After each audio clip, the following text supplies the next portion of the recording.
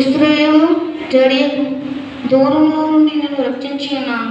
వారున్న చెరలో నుండి నీ సంతతి వారిని రక్షించుచున్నాను. ఎవరి భయము లేకుండా యాకోబు తిరగచ్చు. అతడు నిమ్మలించి నెమ్మది నుండి నా సేవకుడైన యాకోబు, నేను నీకు తోడై ఉన్నాను, భయపడుకోను. నేను ఇక్కడికి నిన్ను చెదరగొట్టుతాను. ఆ సమస్త దేశ ప్రజలను సమూల నాశనం చేసేదను. అయితే నిన్ను సమూల నాశనం చేయను. నిన్ను శిక్షింపగా విడువను, కానీ న్యాయం బట్టి నిన్ను శిక్షించేదను.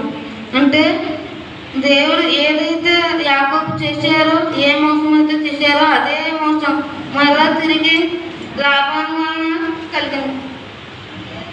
అదే మోసం తిరిగి జరిగిందనమాట. గొర్రెల విషయంలోనూ ఇస్తానన్న రాజ్యాల విషయంలోనూ కూడా మోసం అనేది జరిగింది. ఆ విధంగా మరలా మనం దావీదు గురించి చూస్తే 2వ సమూయేలు 11వ అధ్యాయం 1 నుండి 27 వరకు చూసినట్లయితే దావీదు కథలో మనం ఏంటంటే దావీదు తండ్రి కాని ఆశించాడు. అంటే ఊరియా వారిని ఆశించాడు అనమాట. అంటే నీ పొరుగు వారిని నేను నీవు ఆశించకూడదని బైబిల్లో ఆజ్ఞల్లో ఉందన్నమాట. మరి ఆజ్ఞల్లో అబద్ధం ఆడాడు. అంటే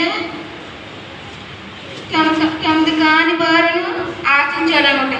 అంటే ఇంకోటి ఏంటంటే వ్యభిచారం చేశారు, ఒక అబద్ధం అంటే 10 ఆజ్ఞలు 3 ఆజ్ఞలు చేసినారు.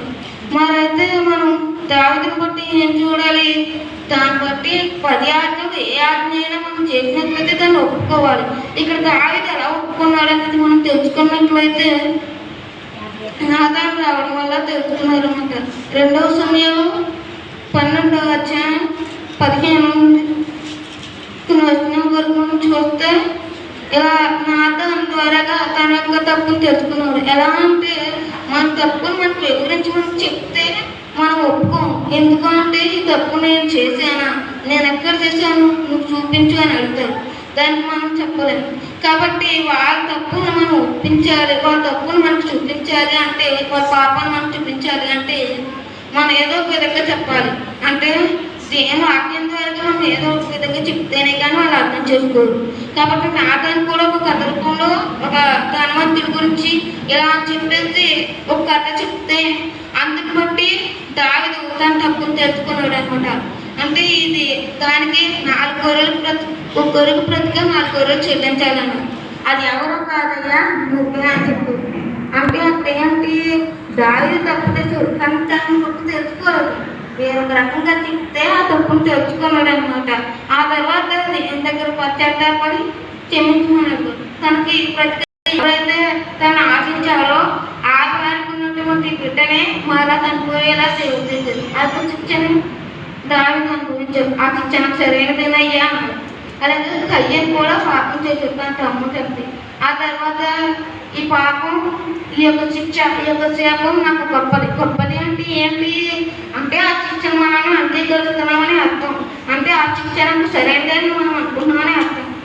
అది మనం ఏం చేయాలంటే మనం ఏదైనా తప్పు చేస్తున్నామంటే ఆ తప్పుకు మనం శిక్ష అనుభవించాలి. దాని శిక్ష అనుభవించినప్పుడు ఈ తప్పు చేశాను, దీనికి నాకు సరైన శిక్ష వేశారు, ఇది నాకు సరైనదే అని మనం అనుకోవాలన్నమాట. అప్పుడు అనుకుంటేనే మనం పరలోక రాజ్యం అనేటువంటి గొప్ప అవకాశం పొందుకోవాలి. ఈ యొక్క గొప్ప అవకాశాన్ని మనం పొందుకోవాలి అంటే నువ్వు యొక్క శిక్షను అనుభవించాలి, ఆ శిక్షను ఒప్పుకోవాలి. అలాగే ద్వితీయోపదేశకాండం 6:25 ఆజ్ఞను అనుసరించాలి. అంటే ఆ ఆజ్ఞను నువ్వు అనుసరించినట్లయితే నేను నీతిపరునిగా నిర్వహించుతాను అన్నారు అనమాట. అంటే నువ్వు ప్రతి ఆజ్ఞ ఒక్క ఆజ్ఞ కూడా మేలుకోడు. అన్నిటి ఒకవేళ ఆజ్ఞలన్నీ నువ్వు విన్నా కూడా అందులో నువ్వు ఆ యొక్క తప్పునన్నట్టు ఒప్పుకుంటే చాలు. అంతకు మించి దేనికి ఏమీ అవసరం లేదు. ఈ శిక్షణకు సరినది అని నీవు అనుకోవాల్సిందే. అలాగే పరలోకానికి నువ్వు వెళ్తావు. నువ్వు లేదు ఈ శిక్షణ సరైనది కాదు, నేను తప్పు చేశాను అని అనుకుంటే నీకు పరలోకం అనేది ఉండదు. అది గొప్ప అవకాశం పొందుకోలేవు. మనం సమాధానం కలిగి ఉండాలి, సమాధానంగా ఉండాలి. నేను అవమానం పుచ్చుకుంటే దేవుని చెబుతూ అంటే మనం ఏంటి మనుషుల మనం ఏ తప్పును కూడా మనం ఒప్పుకోమన్నమాట. అంటే దేవుడు నువ్వు మనుషులకు చెప్పుకోని అవసరం లేదు. దేవునికి చెప్పుకుంటే దేవునికి చాలు. మనుషులు అయితే ఎన్నో రకాలుగా ఆలోచిస్తారు, కానీ దేవుడు అటువంటి ఆలోచన ఉండవు. నువ్వు ఒక తప్పునైనా ఎన్ని తప్పులైనా ఒప్పుకొని దేవుని దగ్గరికి రమ్మని నేను కోరుకుంటున్నాను. నువ్వు తప్పును ఒప్పుకొని నాతో నీవు ఉండాలి అని నువ్వు అనుకుంటే నీ తప్పును ఒప్పుకో. అప్పుడు నేను పరలోక రాజ్యము నాతో కూడా ఉండడానికి నీకు సహాయం దయచేస్తానని చెప్పేసి దేవుడు చెప్తున్నారు అనమాట. ఈ విధంగా మనం ఏ తప్పు చేసినా కూడా ఆ తప్పును మనం ఒప్పుకోవాలి. ఒప్పుకుంటే పరలోక రాజ్యం మనది. ఆ యొక్క పరలోక రాజ్యంలో ఒక స్తంభంగా మనం నిలబడాలి అనుకుంటే, దేవునితో ఉండాలి అనుకుంటే, మనం చేసే ప్రతి తప్పును కూడా మనం ఒప్పుకోవాలి. దేవుని పరిశుద్ధ వాక్యం.